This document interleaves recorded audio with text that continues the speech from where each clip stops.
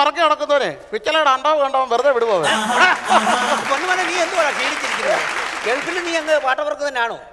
ആദ്യമൊക്കെ ഞാനൊന്ന് ശ്രമിച്ചു നോക്കി നടന്നില്ല. പിന്നെ ഇപ്പൊ എനിക്ക് അതൊന്നുമല്ല പണിയച്ചാ. എനിക്ക് ഈന്തപ്പഴത്തിന്റെ കയറ്റുമതി ഇറക്കുമതി. ഉമ്മാതാ വിസിറ്റിംഗ് വിസയിൽ പോയപ്പോൾ ഞാൻ കണ്ടതാ. രാവിലെ അറബിയുടെ പോകും, ഈന്തപ്പനെ കയറുമ്പോൾ പറയും കയറ്റിയത് മതി, ഇനി എന്നെ ഇറക്കിയാൽ മതി. അതാ ഇവിടെ വന്ന് കയറ്റുമതി ഇറക്കുമതി. തലേ കയറി നിന്ന് നിറങ്ങരുത് കേട്ടോ, ഞാൻ പറഞ്ഞേക്കാം. തലേ കയറി നിന്ന് നിറങ്ങാൻ നിന്റെ തല എന്താടാ വീഗാലാൻഡിന്റെ റൈഡോ? ഓ കയ്യും കുരുങ്ങി. പിന്നെ നീ ആ നാലഞ്ച് പേരും ഗൾഫിൽ കിടന്ന് കഷ്ടപ്പെട്ട് ഒത്തിരി കാശുണ്ടാക്കിയിട്ട് നീ അമ്മാവനൊന്നും കൊണ്ടുവന്നില്ലയോടാ? കൊണ്ടുവന്നില്ലേന്നോ? നീ ഇവിടെ കൊണ്ടുവന്നേ. അത് ഇങ്ങോട്ട് അച്ഛൻ കൊണ്ടുവന്നൊക്കെ ഇങ്ങനെ എടുത്തേടി. ഇത് കണ്ടോ, ഇത് ഗൾഫിൽ നിന്ന് കൊണ്ടുവന്ന ലഡു. എടി അതിങ്ങനെ എടുത്തടി. ഇത് ഞാൻ ഗൾഫിലെ ഈന്തപ്പനെ കയറി ഞാൻ ഉതിർത്തെടുത്തതാ ഈന്തപ്പഴം. അടിപൊളി അടിപൊളി അടിപൊളി. പിന്നെ അതെന്തോടാ ഇത് കണ്ടോ, ഇതാണല്ലോ പ്രധാനപ്പെട്ട സാധനം. ഈ വിസ മതിയോ നിന്റെ ഇവിടെ ഗൾഫിൽ വരാൻ? അയ്യോ അത് വേറെ വിസ. പിന്നെ ഇത് അച്ഛന് വന്നോളൂ മേലിൽ നിന്ന് വിസ താമസിക്കാതെ. ഇത് വിസ പച്ചക്കറി കൊണ്ടുണ്ടാക്കിയ വിസ. സ്നേഹം കൊണ്ടൊന്നുമല്ല, നീ ഓർക്ക് സ്നേഹം കൊണ്ടാണ്. ഞാൻ കടുത്ത ഷുഗർ പേഷ്യന്റ് ആണെന്ന് അവനറിയാം. ഇതൊക്കെ തിന്ന് ഒരു ദിവസം നേരത്തെ ചത്താ സ്വത്തൊക്കെ നേരത്തെ കിട്ടുമല്ലോ എന്ന് വിചാരിച്ച് തരുവാ. എന്തോ നവതി ആഘോഷത്തിന് വന്നതല്ലയോ? വേട്ടാവളിയാ ഇവിടെ നവതി ആഘോഷത്തിന് വന്നതല്ലയോ? അതെ, കേക്ക് അങ്ങ് കട്ട് ചെയ്തേക്കാം നമുക്ക്. ഞാൻ വെടി വെച്ചങ്ങ് തകർത്തേക്കാം. വേണ്ട വേണ്ട വേണ്ട.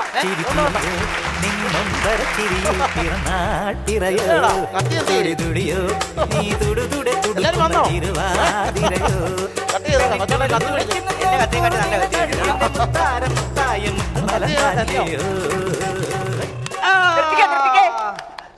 സന്തോഷമായി കേക്ക് മുറിക്കലൊക്കെ അവിടെ നിൽക്കട്ടെ. അത് എന്റെ കാര്യത്തിൽ ഒരു തീരുമാനം ഉണ്ടാക്ക്. ഈ ആഘോഷം നടക്കുന്നത് എന്തിനാന്നുള്ളത് എനിക്ക് അറിയാൻ വെച്ചാ. ഇവിടെ സ്വത്ത് ഭാഗം വെക്കുന്ന വിവരം അച്ഛൻ എന്നോട് പറഞ്ഞില്ലല്ലോ. അച്ഛന്റെ രണ്ടാമത്തെ മോളായിട്ട് എന്നോട് വാക്കിൽ വെച്ചിട്ട് പറയുന്നില്ല. നിനക്ക് പണ്ട് അച്ഛൻ സ്വത്തുക്കളൊക്കെ തന്നു വിട്ടില്ലേ? അയ്യോ പണ്ട് ഇങ്ങോട്ട് തന്നു. എന്താ പെൺപിള്ളേരെ ഇത്ര അഹങ്കാരം പാടില്ല നിനക്ക്. ഇടോ താനിവിടെ വലിയ കയറി പാട്ട് പറക്കി വന്നവനല്ലേ? താനിവിടെ സംസാരിക്കാൻ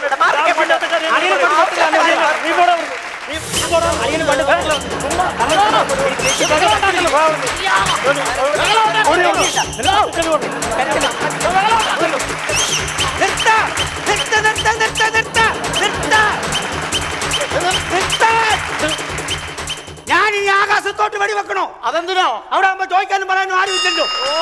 എടാ നിനക്കൊക്കെ എന്തുവായിട്ട് കുഴപ്പമെന്തുവാ? നിങ്ങള് എന്തുവാണ് അതിന്റെയൊക്കെ കുഴപ്പം? പറയണം. ഞങ്ങൾക്ക് അച്ഛന് സ്വത്ത് വേണം. എനിക്കുള്ള സ്വത്ത് മൊത്തം നിങ്ങൾക്കാ. അതുകൊണ്ട് ഇനി വഴക്കും വയ്യ വലിയ ഒന്നും വേണ്ട, തുല്യമായിട്ട് എല്ലാവർക്കും ഭാഗിച്ചു തരാം. കൊച്ചു പണിഞ്ഞു വാടാ. നിനക്കൊരു 60 ഏക്കർ സ്ഥലം ഞാൻ തരും. സമാധാനമായോ? സമാധാനമായി. നീ വാടി. നിനക്കല്ലയോ പറഞ്ഞില്ലെന്ന് പറഞ്ഞ പരാതി. നിനക്കും ഒരു 60 ഏക്കർ. അവനെ പറ്റി ഒന്നും കുറയണ്ട കേട്ടോ. നീ വാടാ എന്റെ പൊന്നുമോനെ. നീ മക്കളെ കാട്ടി എന്നോട് സ്നേഹമുള്ള മരുമോനാ. നിനക്ക് ഒട്ടും കുറയ്ക്കുന്നില്ല ഞാൻ. നിനക്കും ഒരു 60 ഏക്കർ ഞാൻ തന്നിരിക്കുന്നു. സമാധാനമായില്ലയോ? എല്ലാവരും സന്തോഷിച്ചോ.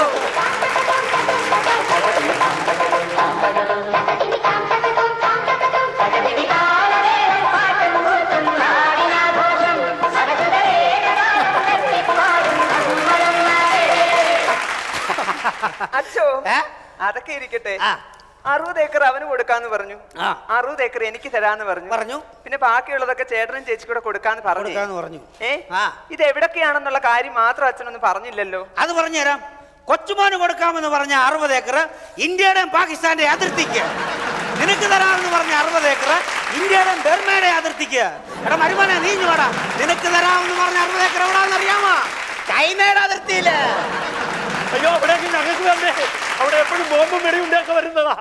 എടാ നിന്റെയൊക്കെ ജീവിതം സ്വഭാവം അനുസരിച്ച് നീയൊക്കെ അവിടെ ജീവിക്കണം. അവിടെ ജീവിച്ച് ജീവിതം എന്താണെന്ന് പഠിച്ചിട്ട് ജീവനുണ്ട് നീയൊക്കെ തിരിച്ചു വാ. അന്നേരം ഞാൻ തീരുമാനിക്കും എന്റെ 45 സെന്റ് വസ്തു നിനക്കൊക്കെ തരണോ വേണ്ടയോ എന്ന്. കേട്ടോടാ പറയുന്നത് ആരാണെന്ന് മനസ്സിലായോ? Retired major RK Nair.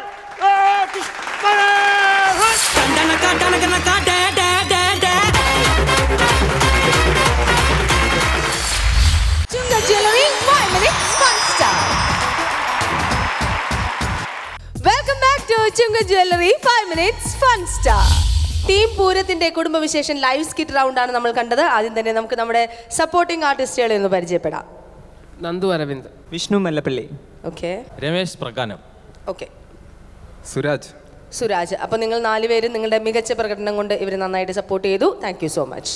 എന്തുകൊണ്ടാണ് ഇങ്ങനൊരു തീം തന്നെ തിരഞ്ഞെടുത്തത്? ഒരു കല്യാണോ ഒരു ബൗത്തീസോ മാമോദീസോ അങ്ങനെയൊക്കെ വയ്ക്കാറുന്നില്ലേ?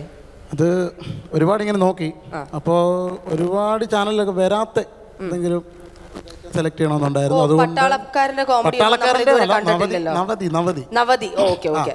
അതുകൊണ്ടാണ് നവതി ആഘോഷം എടുത്തത്. ക്യാരക്ടർ പട്ടാളക്കാരന്റെ ഉൾപ്പെടുത്താമോ? നവതിക്ക് നിങ്ങൾക്ക് കിട്ടുന്ന വിധി നല്ലതായിരിക്കോ ചീത്തയായിരിക്കോ എന്നുള്ളത് നമുക്ക് നമ്മുടെ ജഡ്ജസിന്റെ അടുത്ത് ചോദിക്കാം. ടീം പൂരം, നിങ്ങളുടെ ഒരു ശരിക്ക് പട്ടാളക്കാരൻ്റെ ആ വീട്ടിൽ സ്കിറ്റ് തുടങ്ങിയപ്പോൾ നിങ്ങളെ എല്ലാ ആർട്ടിസ്റ്റുകളും ഫ്രെയിമിലേക്ക് വരുന്നതിന് മുമ്പ് ഉണ്ടായിരുന്നൊരു കോമഡിയാണ്. ഒരു ആർട്ടിസ്റ്റ് പോലും സ്റ്റേജിലേക്ക് വരുന്നതിന് മുമ്പ് ഉണ്ടായിരുന്ന പൊട്ടിച്ചിരിച്ചു പോയൊരു കോമഡി ഉണ്ടായിരുന്നു. അത്രയും കോമഡി ഡയലോഗ് വന്നതിന് ശേഷം കിട്ടിയില്ല എന്നുള്ളൊരു സങ്കടമുള്ളൂ. കാരണം അതിനകത്തൊരു മേജർ രവി ഈ വീടിൻ്റെ നാഥൻ എന്ന് പറഞ്ഞൊരു സ്റ്റിക്കർ ഒട്ടിച്ചിട്ടുണ്ടായിരുന്നു. അത് തന്നെയായിരുന്നു ഈ സ്കിറ്റിലെ ഏറ്റവും നല്ല കോമഡി. അത് കഴിഞ്ഞ് അത്ര നല്ല കോമഡി കിട്ടിയില്ല. ഒറിജിനൽ മേജറൊക്കെ സ്റ്റേജിൽ വന്നപ്പോൾ നമ്മൾ, കാരണം ഇന്ത്യയിലെ അതിർത്തി കാക്കുന്ന നമ്മളുടെ പ്രിയപ്പെട്ട ആ പട്ടാള കുടുംബം, അതിൽ നിന്നാണ് ഏറ്റവും കൂടുതൽ തമാശകൾ, പലപ്പോഴും പല മേജർമാരെ കുറിച്ചിട്ടുള്ള തമാശകൾ, നമ്മൾ പോലീസുകാരെ കുറിച്ചിട്ട് തമാശകൾ ഉണ്ടാക്കാറുണ്ട്. മേജർമാരെ കുറിച്ച് നമ്മളുടെ ഏറ്റവും കൂടുതൽ മിമിക്രിക്കാർ കൊലവിളിച്ചിരിക്കുന്ന കഥാപാത്രങ്ങൾ ഇതൊക്കെ തന്നെയാണ്. പക്ഷേ അതാണെങ്കിൽ പോലും നമുക്കറിയാം, നമുക്ക് ഒരുപാട് ബഹുമാനം തോന്നുന്നവരാണ് ഇവരെല്ലാവരും. ഈ ഡിപ്പാർട്ട്മെൻറ്റ് എല്ലാവരും നമുക്ക് ഒത്തിരി റെസ്പെക്റ്റ് നമ്മുടെ മനസ്സിലുണ്ടെങ്കിൽ പോലും നമ്മൾ ചില നല്ല തമാശകൾ കേൾക്കുമ്പോൾ നമ്മൾ പൊട്ടിച്ചിരിക്കാറുണ്ട്. പല രാഷ്ട്രീയക്കാരൊക്കെ നമുക്ക് ഒരുപാട് ബഹുമാനമുള്ള രാഷ്ട്രീയക്കാരെയും നമ്മൾ കളിയാക്കുമ്പോൾ, പക്ഷെ നല്ല തമാശയാണെങ്കിൽ നമുക്ക് ചിരി വരും. ഇല്ലെങ്കിലാണ് നമ്മൾ ഇത്തരത്തിലുള്ള കാര്യങ്ങൾ ഓർത്തു പോവുക. ഇല്ലയെന്ന് പറയാൻ പറ്റില്ല കേട്ടോ, ചില കാര്യങ്ങളൊക്കെ നല്ലതായിരുന്നു. ഇപ്പം നിന്നെ കല്യാണം കഴിച്ചതിൽ ഭേദം തപസ്സിരുന്നാൽ, എന്നെ ഇതുപോലൊരു ഭാര്യയെ കിട്ടണമെങ്കിൽ തപസ്സിരിക്കണമായിരുന്നു എന്ന് പറയുമ്പോൾ ഇതിലും ഭേദം തപസ്സിരുന്നാൽ, അതൊക്കെ വരാത്ത അത്യാവശ്യം, അല്ലെങ്കിൽ ഇപ്പോൾ ഈ പറഞ്ഞ പോലെ പെട്ടെന്ന് കേൾക്കുമ്പോൾ ചിരി വരുന്ന തമാശകളിലൊക്കെ ഒന്നായിരുന്നു. പിന്നെന്താ ബാക്കി കീറി മുറിക്കാനായിട്ട് ഇവിടെ ഡോക്ടർ കോട്ടയം നസീർ ഇരിപ്പുണ്ട്. അതെ, അപ്പോൾ നമുക്ക് നമ്മുടെ ഡോക്ടറോട് തന്നെ ചോദിക്കാം. ഡോക്ടർ കോട്ടയം നസീർ. വിനയ, എന്തോ നിങ്ങൾ നന്നായിട്ട് പെർഫോം ചെയ്തിട്ടുണ്ട് എല്ലാവരും. നന്നായിട്ടുണ്ട് എല്ലാവരും. ഈ നാഷണ പറഞ്ഞ പോലെ തന്നെ സ്കിറ്റിൽ പുതുമയില്ലാണ്ടായിപ്പോയി. ഇപ്പോൾ കുടുംബവിശേഷം എന്ന് പറയുമ്പോൾ നമ്മൾ ഈ പറഞ്ഞ ഈ മേജർ അങ്ങനെയുള്ള സംഭവങ്ങളൊക്കെ ഒരുപാട് കണ്ട് മടുത്ത സാധനങ്ങളാണല്ലേ. അതൊന്ന് വിട്ട് ചിന്തിക്കാമായിരുന്നു. പിന്നെ ഈ സ്വത്ത് ഭാഗം ചെയ്യൽ, അതൊക്കെ നമ്മൾ ഒരുപാട് കണ്ടിട്ടുള്ള സ്കിറ്റുകളാണല്ല. സ്കിറ്റുകളിൽ തന്നെ നമ്മൾ കണ്ട് കാലഹരണപ്പെട്ട കുറേ സംഭവങ്ങളല്ല. അപ്പോൾ അത് മാറ്റി കുടുംബത്തിലേക്കൊന്ന് ചിന്തിച്ചിരുന്നെങ്കിൽ, ഇപ്പോൾ ഈ നവതി എന്നൊക്കെ പറയുമ്പോൾ ഒരു ആഘോഷമാണ് ശരിക്കും. പക്ഷേ ആഘോഷം ഫീൽ ചെയ്തില്ല എന്നുള്ളതാണ്. ഒരു കളർഫുൾ ആക്കായിരുന്നു കുറച്ചുകൂടെ വേണമെങ്കിൽ, കുറേ കൂടെ ആൾക്കാരെയൊക്കെ കൊണ്ടുവന്ന് അങ്ങനൊരു സംഭവം ആക്കി എടുക്കാമായിരുന്നു. അതൊന്നും നടന്നില്ല. പിന്നെ ഈ പറഞ്ഞ തമാശകൾ എവിടേക്കോ കൺഫ്യൂഷൻസ് ഉണ്ടായിരുന്നു. ഇപ്പോൾ വിനയന് തന്നെ ചില ഡയലോഗ്സിന് സ്ഥലത്തൊക്കെ കൺഫ്യൂഷൻസ് ഉണ്ടായിരുന്നു അല്ലേ. നമുക്കറിയാം, പെർഫോം ചെയ്യുമ്പോൾ നമുക്കറിയാം, മറന്നുപോയിട്ട് ഒരു ഡൗട്ട് കിടപ്പുണ്ട് എവിടേക്കോ പെർഫോം ചെയ്യുമ്പോൾ എല്ലാവർക്കും. പെട്ടെന്ന് ആലോചിച്ചിട്ടാണ് പിന്നെ അടുത്ത് ഇത് ഞാൻ പറയണ്ടായിരുന്നല്ലോ എന്ന് മറന്നുപോയിട്ട് കൈവിട്ട് പോയില്ലേ, എവിടെ നിന്നൊക്കെയോ പിടിച്ചു കൊണ്ടുവന്നു. അതെ, ഒരു ഡൗട്ട് ഇവിടെ നിൽക്കുക, പെട്ടെന്ന് ഇത് ഞാൻ പറഞ്ഞാലോ എന്നും പറഞ്ഞാൽ പെട്ടെന്ന് ചാടിക്കയറി നമുക്ക് പറയുമ്പോൾ നമുക്ക് ഊഹിക്കാൻ പറ്റും സംഭവം. അപ്പോൾ ആ കൺഫ്യൂഷൻസ് അങ്ങ് ഒഴിവാക്കിയേക്കാം. ഒന്നാമത് നമ്മുടെ സ്കിറ്റിൻ്റെ അകത്ത് കണ്ടൻസ് ഭയങ്കര വീക്കാണ്. പിന്നെ അങ്ങനെ വീക്കാകുമ്പോൾ നമ്മൾ പെർഫോം ചെയ്ത് കയറ്റുക എന്നുള്ളതാണ്. നന്നായിട്ട് പെർഫോം ചെയ്യണം. അവിടെ നമ്മൾ താഴെ പോകാൻ പാടില്ല. അപ്പം മനസ്സിൽ തന്നെ ഉണ്ട് ഇത് കുഴപ്പമാണ്, ഇത് ഏക്കേലേട്ടോ മനസ്സിലറിയാം. അപ്പം കുഴപ്പമില്ല, കുറച്ച് കട്ടായാലും കുഴപ്പമില്ല, ഞാനിങ്ങനെ ചെയ്താൽ മതി എന്നൊക്കെ തോന്നില്ലേ. അത് പാടില്ല. ഈ സ്കിറ്റിനെ കുറിച്ച് ഞാൻ ഇപ്പോൾ വേറെ ഒന്നും പറഞ്ഞില്ല. നന്നാക്കുക, പുതിയ ചിന്തകൾ ഉണ്ടാക്കുക. നല്ല നല്ല ചിന്തകളിൽ കൂടെ നല്ല നല്ല സ്കിറ്റുകൾ വരട്ടെ കേട്ടോ. കഷ്ടപ്പെടണം, മെനക്കെടണം. നല്ല പെർഫോമൻസ് നിങ്ങളെല്ലാവരും ഗംഭീര ആർട്ടിസ്റ്റാണ്. അപ്പോൾ അതിനനുസരിച്ച് സംഭവങ്ങൾ നിങ്ങൾ കൊണ്ടുവരിക. അടുത്ത സ്കിറ്റ് നന്നാക്കുക കേട്ടോ. വിനയേന്ദ്ര, എന്തോ ഒരു നവതി ആഘോഷം, അതിനായി മക്കളും മരുമക്കളും വരുന്നു. അവർ സ്വത്തിനു വേണ്ടി തല്ലുപിടിക്കുന്നു. അവസാനം അച്ഛൻ മക്കൾക്ക് 8 പണി കൊടുക്കുന്നു. നമ്മൾ തുടങ്ങിയപ്പോൾ തന്നെ നമ്മൾ ഏകദേശം ഇതിൻ്റെ ഒരു ക്ലൈമാക്സ് മനസ്സിൽ കണ്ടു. അങ്ങനെ വരാൻ പാടില്ല എന്നുള്ളതാണ്. ഇതിനകത്ത് എനിക്ക് ഏറ്റവും ഇഷ്ടപ്പെട്ടൊരു കോമഡി എന്ന് പറഞ്ഞാൽ, ഈ പട്ടാളക്കാരൻ്റെ കോമഡി ഒരുപാട് വന്നിട്ടുണ്ട്. പക്ഷേ പട്ടാളക്കാരൻ ഈ ഹെലികോപ്റ്ററിൽ കാറ്റ് കൊള്ളാൻ പോയ കഥ പറഞ്ഞുകൊണ്ടിരുന്നപ്പോൾ കൃത്യം ടൈമിങ്ങിന് അവിടെ ഒരു ബലൂൺ പൊട്ടി. അത് സാധാരണ മിമിക്രി വേദികളിൽ ഉണ്ടാകാത്ത ഒരു ഹ്യൂമറാണ്. പക്ഷേ നിങ്ങൾ അവിടെ വെച്ചത് നിർത്തി. അതിനുശേഷം ഈ മുകളിലേക്ക് വെടിവെച്ചു, ഇത് 100 പേർ മരിച്ചു എന്ന് പറയുമ്പോൾ വീണ്ടും പുള്ളിക്ക് ടകടേ എന്ന് പറഞ്ഞാൽ 2 പടക്കം പൊട്ടിക്കായിരുന്നു. വേണമെങ്കിൽ നിങ്ങൾക്ക് അത് കഴിഞ്ഞ് അടുത്ത കോമഡി വരാൻ നേരത്ത് വീണ്ടും പുള്ളിക്ക് ഒരു ബലൂൺ പൊട്ടിക്കായിരുന്നു. അതൊരു ഹ്യൂമറാക്കി മാറ്റായിരുന്നു. അത് നല്ലൊരു സംഭവമായിരുന്നു നിങ്ങൾ ചെയ്തത്. ഇനി അവസാനം ക്ലൈമാക്സ് വേണമെങ്കിൽ മേജറിന് വേണമെങ്കിൽ ഒരു ബലൂൺ പൊട്ടിക്കായിരുന്നു. പുള്ളിയാണല്ലോ ഇതിനകത്ത് പടക്കം പൊട്ടിക്കുന്ന അവസാനം.